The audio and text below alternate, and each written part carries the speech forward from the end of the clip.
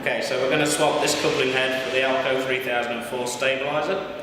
So the first job before you start is just to apply the handbrake. This will make life easier a little later on. So we're going to take out the two securing bolts. So we'll start off by undoing the nuts on the far side.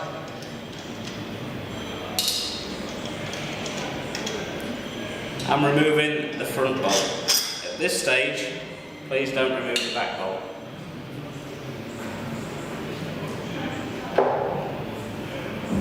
Take out the dowel you'll be supplied with in the kit. Now it may be necessary to round this edge off just to make applying this dowel a little bit easier.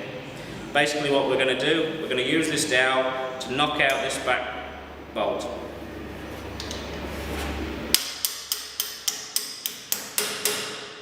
Now at this stage, if the bolt should become stuck, give the coupling head a good firm push backwards and release.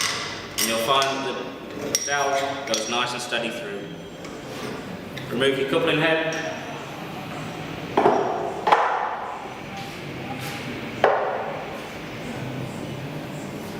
And there's your new stabiliser. Please note that the stabiliser doesn't drop on from the top. It can only be placed on from the front. Take out your new securing bolts. Noting that one of the bolts will have a washer on it and the other one won't. The bolt with the washer goes in the front hole. Now for the rearmost hole, what we need to do is line up the two holes like that. Place the bolt up against, and using a hammer, knock the bolt in, knocking the pin out the other side.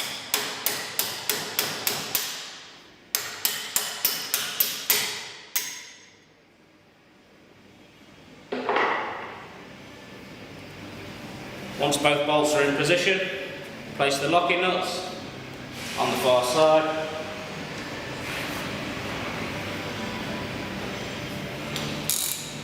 And secure with a ratchet and torque wrench to 86 Newton meters.